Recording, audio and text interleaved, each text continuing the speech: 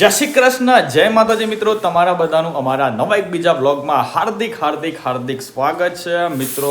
આજે અમે નીકળ્યા છીએ કેદારનાથ મહાદેવના દર્શન કરવા માટે. હું વિક્રમ અને હાર્દિક 3 જણા જવાના છે.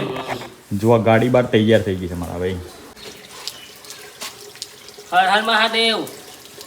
ગાઈસ જો આ ગાડી મસ્ત વરસાદના લીધે ધોવાઈ ગઈ છે. આમ તો સોપડી લે કોઈ આટલે તો વરસાદમાં છે ને ઓય પાણી વધારે પડતું હોય છે એના કારણે હાર્દિકભાઈ બટાકું સોંપડી દીધી છે. લે હળો ઓય સોંપી દઉં છું બટાકી ના આખા ઉપર નાચ સોપરાય તો. હર હર મહાદેવ. હર હર મહાદેવ. ચલો કેદારનાથ જાતે હે આજ. ચલો चलो ચલો ચલો. चलो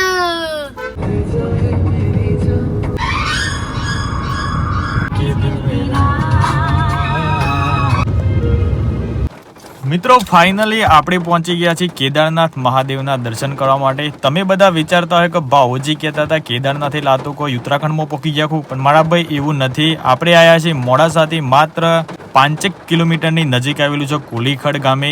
ત્યાં મસ્ત મજાનું કેદારનાથ જે યુકેમાં છે ને એવું સેમ ટુ સેમ બનાવેલું છે, બરાબર છે. અને અંદર જે ભગવાન તો શિવની મૂર્તિ છે એ જ મૂર્તિ અહીંયા સ્થાપિત કરી છે. એવું કહેવામાં આવે છે કે ત્યાંથી બા લોકો અહીંયા લાવ્યા છે, બરાબર છે. તો આપણે જઈએ મહાદેવના દર્શન કરીએ, તમને બધાની પણ દર્શન કરાવીએ અને આજે મસ્ત મજાના બધા લાવો લઈએ, બરાબર છે. દરેકની મનોકામના પૂર્ણ થાય, બધા આશીર્વાદ માંગજો.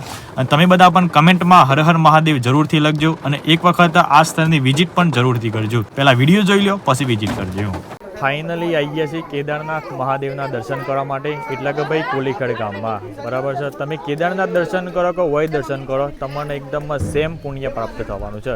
કારણ કે ત્યાંથી અંતર અહીંયા લાવે છે, એનું અગ્નિ કરાવ્યું છે. અને અત્યારે જુઓ દરરોજ લગભગ 2500 થી 3000 પબ્લિક આવી રહી છે. આ બધા જુઓ ભાવિ ભક્તો આવી રહ્યા છે અને મહાદેવના દર્શન કરી રહ્યા છે. તો આપણે પણ અંદર જઈએ, દર્શન કરીએ. જુઓ તમને દેખાય છે ને સેમ ટુ સેમ જ છે મારા ભાઈ. જેમ કેદારનાથ છે ને એ ટાઈપ જ બનાવેલું છે પૂરેપૂરું સ્ટ્રક્ચર, બરાબર. અંદર જઈએ, દર્શન કરીએ પહેલાં.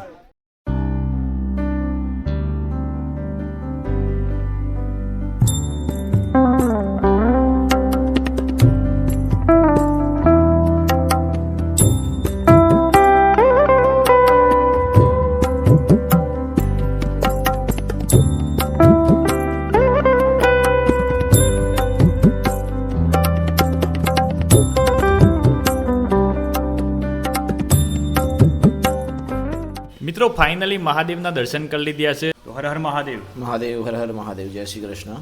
જય શ્રી કૃષ્ણ. મંદિર અમે આપણે 5મા મહિનામાં જ મંદિરની પ્રતિષ્ઠા કરી છે. લગભગ સમજો કે 3 મહિના જેવું થયું છે. આ મંદિરની ખાસ વાત તો એવી છે કે અમારા ગામના યુવાનોએ મંદિર બનાવવામાં પહેલાં તો બહુ ઘણી સ્ટ્રક્ચર મહેનત બહુ કરી છે. અને ખાસ સ્પેશિયલ એવું કે મંદિરના જે આપણે શિવલિંગ છે, શિવલિંગની નીચે ચાંદીનું યંત્ર જ્યાં કેદારનાથ મંદિરમાં ગર્ભગૃહની અંદર બેસીને પૂજા કરીને સિદ્ધ કરેલું છે, બરાબર. અને એ યંત્ર અહીંયા અમે સ્થાપિત કરેલું છે. એ યંત્ર પૂજા કરાવવા અમારા ગામના યુવાનોએ ઘણી મહેનત પણ કરી છે. આ બહારનું સ્ટ્રક્ચર તમે જે જોઈ લીધું છે એ મંદિર બનાવવા માટે કરીને 3 થી 4 વાર કેદારનાથ જાય, જોઈ આવે, પાછા આવે. અને એવું એમને એક એવી ભાવના હતી કે અમારે આજુબાજુના જે ભક્તો છે એમને સેમ કેદારનાથના દર્શન અહીંયા થાય, એવો અમે અહીંયા પ્રયત્ન કર્યો છે. એવું કહેવામાં આવે છે કે આપણે કેદારનાથ દર્શન કરીએ કે અહીંયા દર્શન કરીએ સેમ પુણ્ય મળે છે.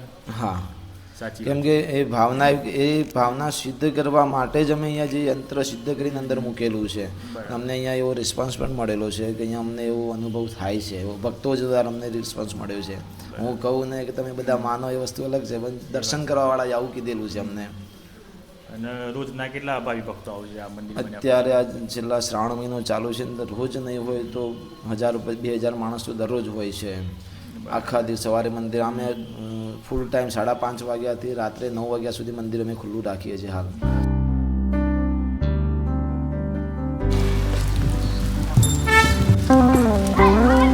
મિત્રો આજે આપણે જાણીએ કે કોલીખડ ગામમાં જે મસ્ત મજાનું કેદારનાથ મહાદેવ મંદિર બનાવેલું છે.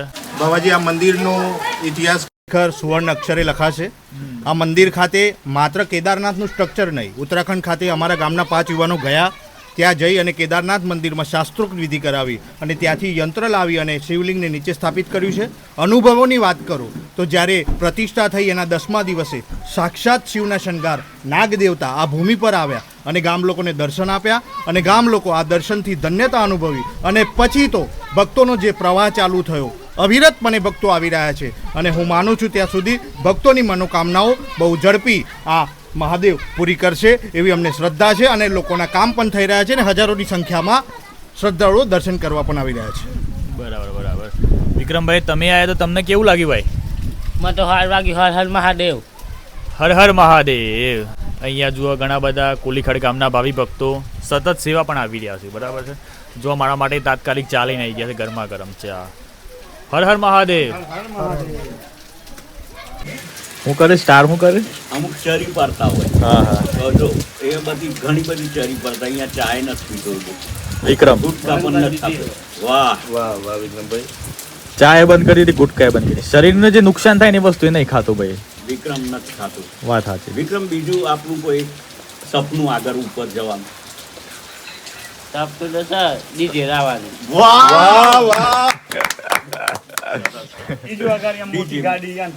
ના, ડીજે લાઈન પછી શું કરવાનું? તો વિક્રમભાઈ હા, એક વાર દોવાલ મારીને જવાનું છે. અરે વાહ.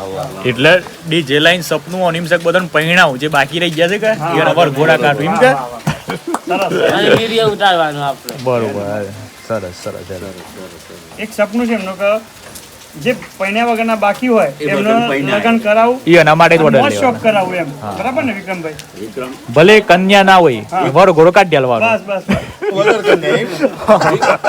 વિક્રમ તમારે લાડી તો લાવવાની હે હમણાં નહીં લાવી. છે ને? ગામમાં જે ભક્તો હતા એમને પણ પૂછ્યું અને હાર્દિકભાઈ પણ આજે આવ્યા છે તો હાર્દિકભાઈને પૂછીએ કે ભાઈ કેવું લાગ્યું તમને અહીંયા આવીને? અહીંયા આવીને પહેલાં તો બહુ સરસ લાગી મને. અંદર દર્શન કર્યા, મતલબ જે આ જે મંદિર છે એ જે તો મંદિર છે ને ઉત્તરાખંડમાં, બરાબર. એવું સેમ ટુ સેમ લાગે છે. આપણે કોઈ દિવસ તો જાત નહીં, બરાબર. પણ ફોટામાં જોયેલું છે એવું સેમ ટુ સેમ લાગે છે. એટલે એવું લાગે છે આપણે ત્યાં પહોંચ્યા એવું. તો બસ ખાલી બાજુમાં તરફ પહાડ નહીં હોત તો થોડું ઓર મજા આવત. ઓર મજા આવતા ને આમ તો કુદરતીના પ્રકૃતિના ખોળામાં જ બનાવેલું છે. હા. કારણ કે આજુબાજુમાં બધા શું કહેવાય ખેતરો જ છે, લીલાછમ ખેતરો, વરસાદ પડે છે ને ત્યાં બરફ પડે છે. ફરક ખાલી એટલો છે. બાકી મહાદેવ તો મહાદેવ જ છે. મહાદેવ તો મહાદેવ છે. હર હર મહાદેવ. હર હર મહાદેવ. ખતરનાક વરસાદ ચાલુ છે મારા ભાઈ. અંદર એસી બધી એટલી બધી ઠંડી એમ થઈ ગઈ છે ને કે જોરદાર યાર. હો મિત્રો, મોડા આયા છે અમારા ભત્રીજાના દર્શન કરવા માટે લઈને આવ્યા હતા તો કીધું લેવડતા ભત્રીજાને કોક ભૂખ લાગી છે થોડો ઘણો નાસ્તો કરાવીએ. જો મારા ભત્રીજો કચોરી ખાઈ છે. ભત્રીજા મજા આવે છે ને? હા તું બરાબર. એક બાજુ વિક્રમભાઈને કચોરી ખવડાવી સસ્તો. ભીખાજી જે ખાવું એ લેજો પાછા. જે ખાવું એ લેજો એમ કેવું છું. અરે આ કઢી નહીં ડીલે મય. અરે ડેનિસને વા કચોરી કોઈ છે અને આપણે એટલામાં ચીકી ખાઈએ. કેમ છો બધા? મજામાં છો? બસ મજા. રણાસાણા આવ્યા હતા દૂધ અને કિટકેટ ચોકલેટ લેવા માટે. ભૂખ લાગી છે જબરદસ્તી, કીધી થોડી કિટકેટ ચોકલેટ ખાઈએ. લ્યો ભાઈ, કિટકેટ ચોકલેટ લાયા છે. જેને ખાવી થેન્ક યુ બાજી.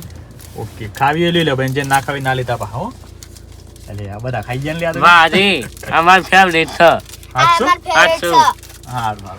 અને તમે બધા મારા ફેવરેટ છો એટલે હું એ કિટકેટ ચોકલેટ ખાઉં. બરાબર. અને તમારે ખાવી હોય તો ખાઈ લેજો. બાકી આમ તમને બધાને આજનો મારો બ્લોગ વિડીયો ગમે તો લાઈક કરી દેજો. ચેનલ પર નવા આવેલા તો ચેનલને સબસ્ક્રાઈબ કરી દેજો. બાકી મળીએ છીએ કાલના નવા વિડીયોમાં. Bye bye, take care and જય માતાજી.